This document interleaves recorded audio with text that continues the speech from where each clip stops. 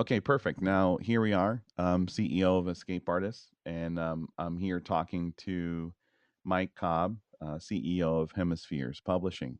Mike, thank you for coming, and I Nice to really be with you, Domingo. well, it's great to have you here. Be able to ask you some questions about the upcoming Global Escape Hatch conference in Panama, April 8th to the 13th, and some of the questions that I want to ask are basically some of the questions that we're getting asked all the time when during our presentations or our webinars. So I'm going to go ahead and just ask a few here and look forward to your answers, Mike. Okay. So we have some individuals that say, "Why should I attend the Global Escape Hatch?" Now, why should someone attend the Global Escape Hatch? I mean, this is such a big question, but I think it really boils down to just a couple very important points. The first and probably the most important point being that you really cannot get the kinds of information from either watching a video or reading a newsletter, reading an article, reading a blog, those types of things. Being belly to belly and face to face with speakers, presenters is fantastic. But the real key to a conference, and this is what makes the Hemispheres EscapeArtist conferences so good, is the group of people who are there with you as your peers, the other attendees. When you're sitting around with other attendees, and maybe there's a speaker, sitting there at the cocktail table with you, or maybe you're out at dinner, or maybe you're at breakfast in the in the hotel lobby, and a speaker joins your table, and there's 6 or 8 of you around, and it's a bunch of attendees and one speaker. Yeah, the speaker's there, and yeah, I'm probably sure you picked their brains and that kind of thing. But what's really interesting, and to me, the single biggest reason people should come to a conference is hanging out with other people who share similar thoughts, values, concerns, who are your fellow attendees, and the dialogue back and forth and the exchange between attendees is actually far more powerful and useful, I think, in the conversations that you get one-way directed from a speaker to the audience. So being there with your fellow attendees, meeting other people and creating the community, that's really the key. Creating the community of like-minded folks who you will take away their email addresses, their phone numbers. You'll have friends all over the country who feel the same way you do about such important things. And that is the best reason to come to a conference. That's great. I totally agree with you. I think in our past conferences working with Hemispheres, it's always the bonding that's created among the attendees and then rubbing elbows with all the experts. And you can't beat that, Mike, for sure. You can't. And the rubbing elbows with the expert is important. I'm not trying to diminish the importance of that because, when you're reading a newsletter or you're watching a video presentation on DVD, again, you're getting a lot of content that's very important, but there's no way to follow up with a general question that you might ask from the audience, or a personal question that you might grab one of the speakers at a cocktail party or coffee break and just say, hey, look, I didn't really want to ask this in front of 100 people, but here's something that's happening to me, or what are your thoughts on this or that? And and just the other day I got asked by somebody who was really concerned. I mean, he was an attendee at our Costa Rica conference last month, and he sent me an email and said, hey, Mike, if you got a couple minutes, give me a call. I have a question I'd like to ask. And so I called him, and he asked me about the government's selling off of the gold in Fort Knox and what I thought about that. And it had nothing to do with really any of the conversations that we'd had or any of the presentations that we'd had in Costa Rica. However, he knew that I could at least give an opinion. I mean, I'm not a gold expert by any stretch of the imagination, but I do have thoughts on things like that. And he felt comfortable enough to send me an email and ask me to give him a call, which I did. And when you build the kinds of personal relationships with the speakers and other presenters, you have access that people who don't come to a conference would never ever have. That's great. And as we bring the experts to the conference, one of the experts we're going to be bringing is Mr. Joel Nagel, who will be covering asset protection and probably doing a little conversation about FATCA. So one of the questions here, Mike, is why do you think it's important to have an asset protection plan?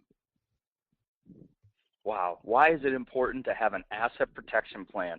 Um, Boy, Joel has a great story, and I'll paraphrase it, which is, it's called The Story of Two Kings. And it tells the story of Elvis Presley, who had no asset protection structures, no will, no nothing, and, had a ton of money when he died. And by the time the lawyers and the various agencies, for his daughter and his wife and the state and the federal government and everybody got their piece of that pie, I think maybe his daughter got like 10 cents on the dollar or something. Priscilla got 10 cents on the dollar, which was still a lot of money. I don't remember the figures, but Elvis had a lot of money, and 10% of that was still a lot of money. But 90% of the money went away, and then he compares that to the King of Silver, Bunker Hunt, who was estimated to have net worth of maybe a couple $1 billion. I don't remember, something like that. And this man had every kind of asset protection structure known to man. And, and basically when he died, the government got nothing. So I think the point of an asset protection structures, plural, it's really important because everybody dies. And it just, I mean, there are a lot of reasons to have an asset protection structure too. Protection from, frivolous lawsuits. I mean, look, if you've got money, if you've got any assets at all, you've got a big Target sign on your back, because nobody's going to sue somebody with no money. Like, the whole point of a frivolous lawsuit or ambulance chasers or, class action suits and stuff like that is the lawyers are going after the money. If you don't have any money, you don't have anything to worry about. But if you have any kind of assets at all, maybe even just as little, it's not little, but I mean, if you have liquid net worth of maybe 100,000 or more, right, you are probably a target for a lawsuit at some point. Because people look at you and go, hey, I can shake this dude down for 50, 80 grand, 100 grand, whatever it is. So if you have asset protection structures, you can sleep real good at night knowing that people can't get at that. But the other piece that I was kind of going to with Joel's story of the two kings was that, everybody dies. And so if we have these structures, I mean, look, one of two things is going to happen. You're going to die with good planning, or you're going to die without good planning. And if you die without good planning, Uncle Sam or Uncle Canada, whoever, gets all that money to do with whatever they want to do with it. And my personal opinion is look, I get to choose my charities. I have asset protection structures. I get to choose my charities. I get to choose how a big bulk of my assets are delivered to organizations that I care about, as opposed to the government deciding who gets my money after I die. So, I think those are important reasons. So, Mike, as CEO of Hemispheres, can you tell us a little bit about yourself, what you've been around, and what you've seen in the industry over the last 20, 30 years? My goodness, as CEO of Hemispheres, I have certainly seen a lot over the last, actually it's been only 19 years for me. I got involved overseas from a work perspective in 1994. So I guess we're coming up on 20 years. This summer will be 20 years. It's interesting because, I majored in political science in college, and right after college, I got into the computer business on the PC side of things, and I saw this incredible revolutionary change occurring in the computer business. Things were moving from mainframes to PCs, and it was just a world of opportunity for folks that were, on the PC side of things, and it was a world of collapse for the people on the mainframe side of things. So it was a really fascinating and exciting time to be in the computer business. And then in 93, 94, I started to really look around and say, gosh, the computer industry is interesting, but what's sort of the next big wave happening, sort of at a macro demographic level. And that was what was happening in Central America back when I was in high school and college. I mean, you had all the civil wars going on down here. I mean, Guatemala was a mess. El Salvador had Guatemala had a kind of a low-level civil war going on for many years. El Salvador's was, pretty hot, and Nicaragua's was, on fire. I mean, you had the Sandinistas and the Contras going at it, and so, you had a really rough period during the 80s. But by the late 80s, early 90s, a lot of that had settled down, and for me, being a political science major, could really see the dynamics of what would likely happen in Central America, and it has happened. And that is that as things settled down and peace and stability came back to the region, North Americans would begin to come to this part of the world for retirement and vacations too, certainly.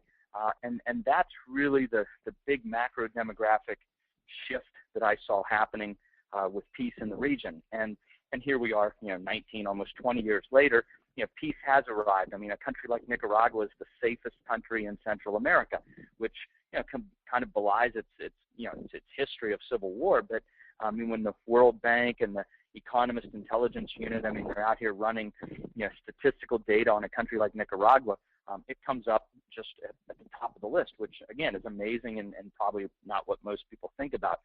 But see, to me, these are arbitrage situations.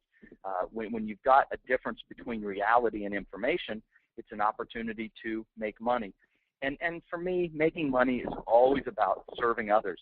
Zig Ziglar was a famous sales trainer, and he had a saying, and it sort of became a mantra of mine, which is, if you help enough people get what they want, you can have what you want. And so for me, it's always been about serving consumers and also being somewhere first, which I saw a lot of the people in the computer industry. The people that were there first, the Steve Jobs, the Bill Gates, the Michael Bells, those guys were in first, and they did very, very well.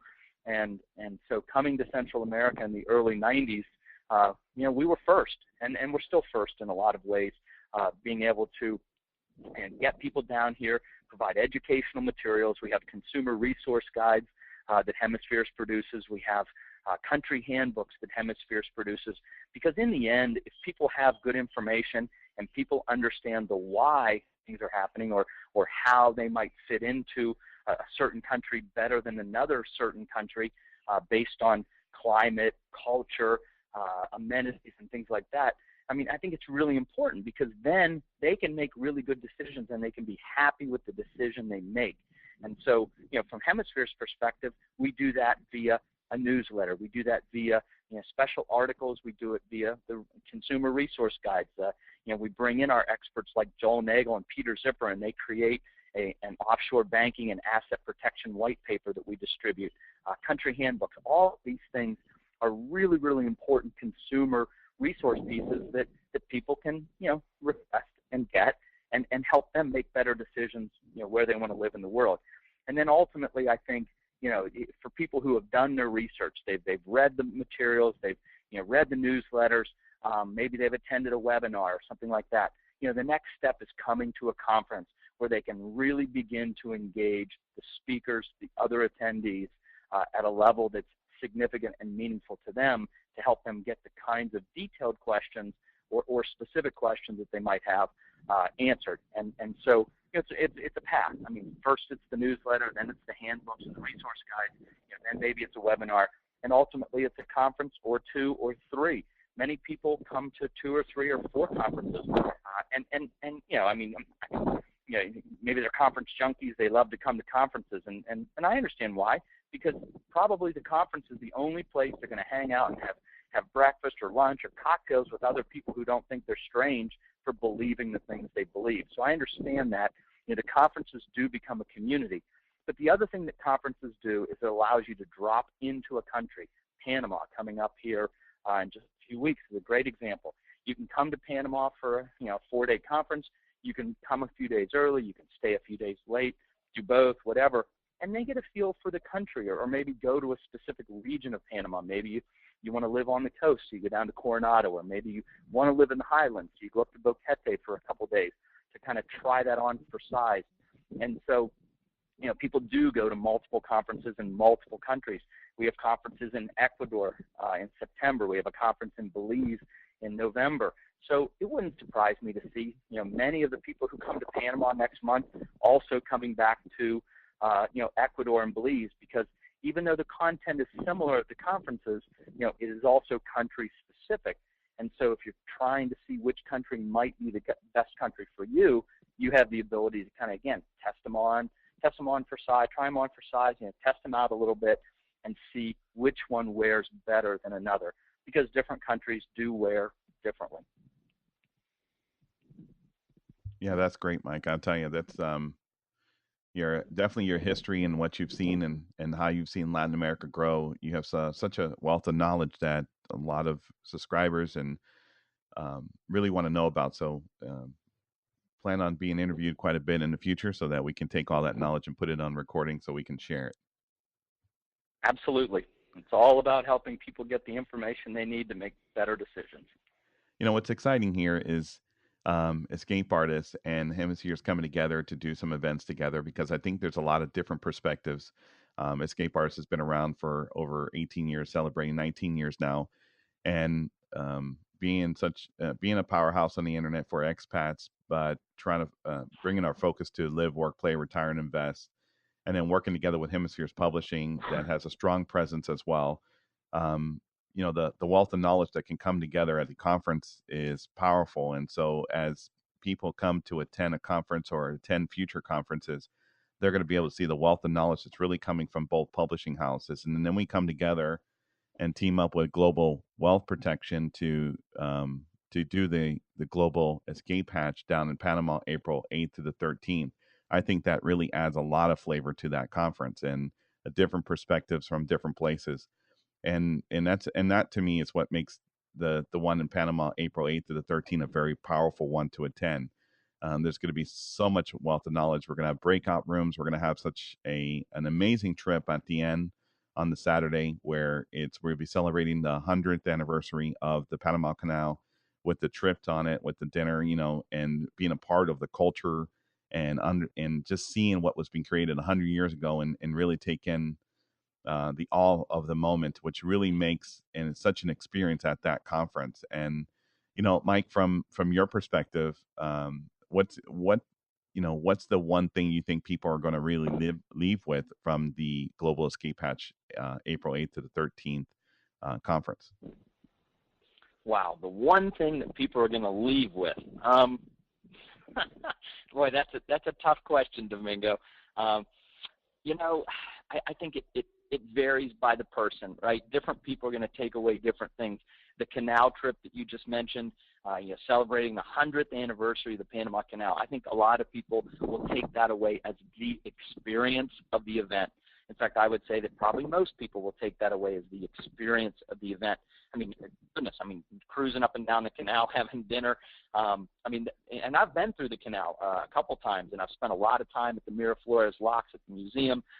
It is impressive. It is an incredible uh, work of man and nature. There's a great book, by the way, and if you're listening to this and then you're coming to the conference, it's called The Path Between the Seas by David McCullough. It's a huge book, way too many pages, but it's a phenomenal book. If you read that before you come to Panama, before you take the cruise, you will have an appreciation for the canal that is incredible, because I'd been to the canal many times before I'd read the book, and once I'd read the book, I was just stupefied and dumbfounded. And when I went back and could really just understand the magnitude of this 30-year endeavor to build the canal with the yellow fever and the malaria and just on and on and on. I mean, it was incredible. So Path Between the Seas, David McCullough, great book. Read it before you come down. The experience on the canal will be over the top awesome. You will have an in-depth understanding of what that was. From a conference standpoint, it would be meeting me, Domingo. No, just kidding. I think the best thing about the conference really is going to be the networking that people do with their fellow attendees. Again, you can get the content through papers, videos, webinars, all that kind of stuff. What you can't get from a conference without attending a conference, that was sort of redundant. But anyway, what you can't get without attending a conference is the interaction with your fellow attendees. And to me, that is the single most important true benefit of coming to a conference. April 8th through 13th, Panama City, Hard Rock Cafe, Hard Rock Hotel, phenomenal venue, great group of people, excellent lineup of speakers, and then a wonderful community of folks who feel the same way you feel about many of the important issues that would ask you to come to a conference like this. Some of the attendees that are coming down, they're asking questions as, how easy is it to start a business in Panama? How easy is it to start a business in Panama? Um, pretty easy. It depends on the business. Any kind of business that you would want to start that would be um, I'm not even sure what transportable is the right word, but anyway, a business that you could start anywhere. In Panama, you could do it in the U.S., you could do it in Costa Rica, you could do it in Istanbul, Turkey, for example. I mean, if there's a business that you could do anywhere, doing it in Panama is just as easy as anywhere, and in many cases, maybe even easier. Internet access, the infrastructure there is phenomenal. Generally, portable businesses are dependent upon the internet anyway. The airlift in and out of Tucumán, the international airport in Panama, is excellent. You've got daily flights to Europe, all over the Americas, both South and North America, Caribbean. So access is really good. I mean, so you can get yourself in and out. You can get clients in and out from a telecommunication standpoint. Again, the internet is excellent, extreme bandwidth. The infrastructure is good. You don't have power outages, all the things that become important to run a business. If you're looking to set up a sort of a bricks and mortar business, again, depending on what type of business it is, it's pretty easy to set up. Panama is very welcoming. They have the Special Nations Visa. In fact, one of our speakers, Rachel Jensen, will be talking about how you can get the Special Nations Visa along with about a quarter acre of teak and actually get your visa, permanent residency in Panama, and get a return on your investment. So, people like Rachel understand that, it is important if you're coming down to start a business, or if you just want a permanent residency, you just want a green card, so to speak, to allow you to live in Panama. You can have that, and the teak residency program that Rachel's got is top shelf. But the real fundamental issue is that Panama has created this Special Nations Visa because they want people to come create opportunity, whether it's a business, whether it's a tourism project. They want people to come to their country and help grow and develop their country. It's a very, very forward-thinking mentality, and President Martinelli has just done a great job of making that happen. So. Come on down to Panama. It's a great place to open and run a business.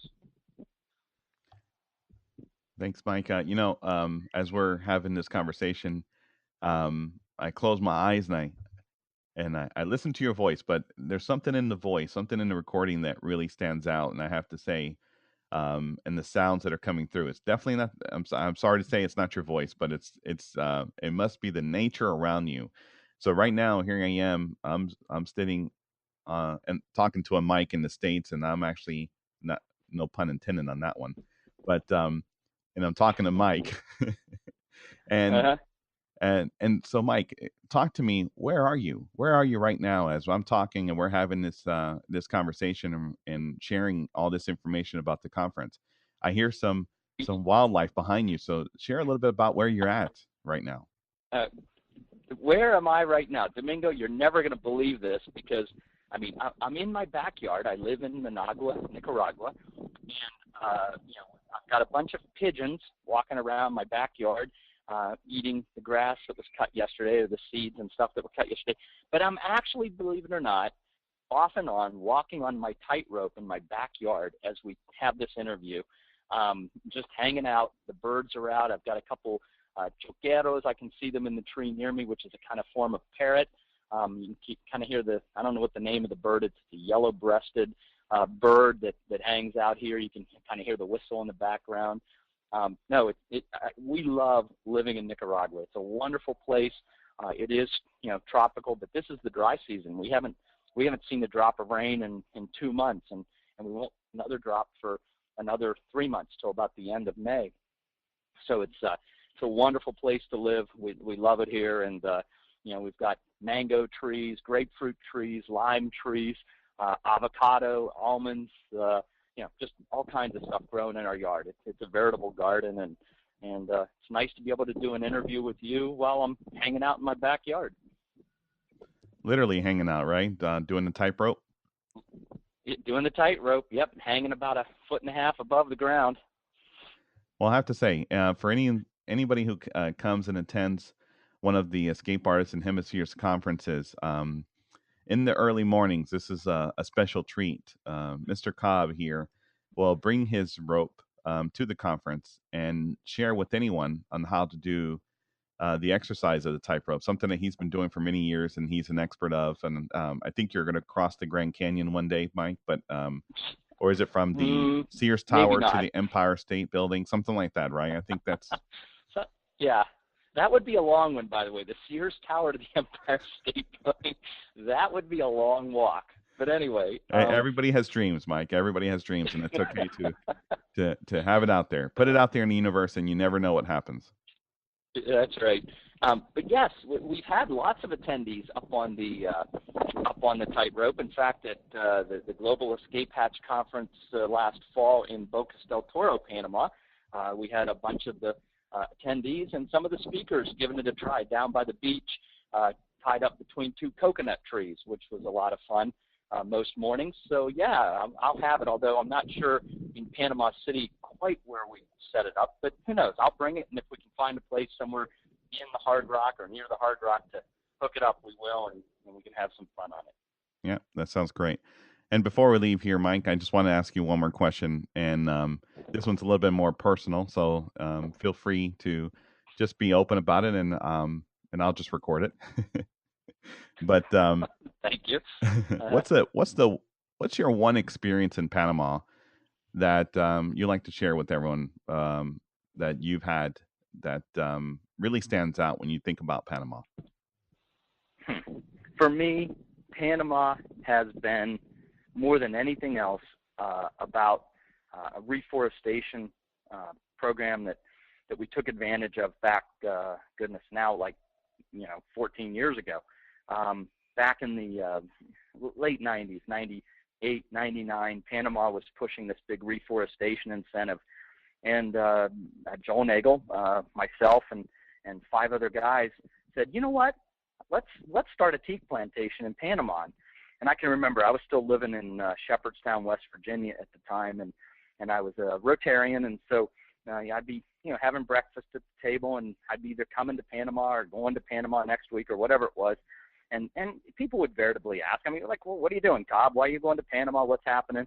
And I'd tell them, I'm starting this teak plantation, and they'd go, really? Tell us about it. And I'd say, yeah, we bought this farm, and we've cleared all the brush off of it, and we're going to plant 100 acres of teak, and and we're going to take care of it for 25 years. And right there, they'd all kind of look at me and stop and go, 25 years? I'd be like, yeah, 25 years. They go, wait a minute, you're gonna make an investment and you can't do anything with it for 25 years. Like, yeah, that's right. And they would all shake their heads and think I was crazy, and and so I would answer the question. I'd say, guys, hold on a second. One of two things is going to happen. 25 years from now, I'm going to need this money, and I'm going to be really glad I did this. Or 25 years from now, I'm not going to need the money, and I'm going to be really glad I did this. And see, for me, the teak plantation that we planted 14 years ago, we are more than halfway. It's 11 years to harvest. 11 more years. We're more than halfway. See, that anchored me to Panama in a way that, nothing else really could. I mean, it's a 25-year investment. You plant the trees. We hired a forestry company to maintain it, because what do I know about maintaining a teak plantation? Nothing, right? So we hired a forestry company. They've been taking great care of our teak trees. The trees are 14 years old, 11 more years to a harvest. And, that really tied me to Panama in a powerful way and in a long-term way. And you know what? 14 years into it, I'm really glad I did it. I think 11 years from now, I'll be way glad I did it, because, we're going to cut the trees down and make a ton of money, and then we're going to replant. And, the replanting is kind of special because, 11 years from now, I've got a 13-year-old daughter and a 9-year-old daughter. I hope neither of them have kids at that point. But anyway, the idea is we're going to put it in their name, or if I have grandkids, or if we don't even have grandkids yet, we'll put it in the trust for the benefit of the grandkids 25 years on out. It's a generational thing. I mean, it's just wonderful to be able to, look that far into the future, go to a country like Panama, feel comfortable that I can plant trees, and it'll take 25 years. And that goes back to that comment about stability. understanding that the region of Central America, was coming into an era of stability, worldwide economic growth, being close to the United States. There were just so many factors to me that pointed that Central America was like the PC of the computer business. I mean, here we are, the mainframes. I mean, there's still mainframes, banks still use them and all that kind of stuff, right? But really, it's a world of PCs now. And, that transition, that revolutionary change happened in, in the late 70s, early to mid 80s. And that same kind of sea change, that same kind of revolutionary change happened in Central America, during the 80s. And so it really has ushered in this incredible era of stability and progress and economic growth.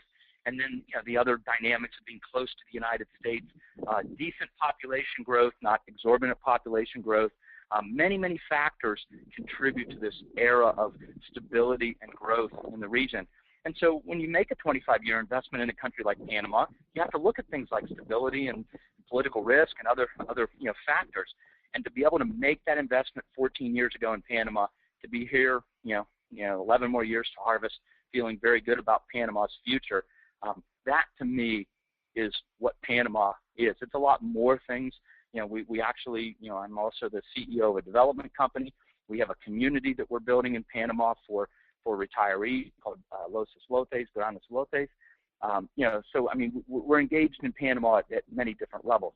But for me, it's always going to be the memories of stomping around the Darien province with my wife on a little pickup truck, looking for property, talking to farmers, hiring a plantation company to come and manage it for us, and then having my daughter, come to the plantation, with me a couple times, and just, I mean, those are the memories that I cherish about Panama and always will.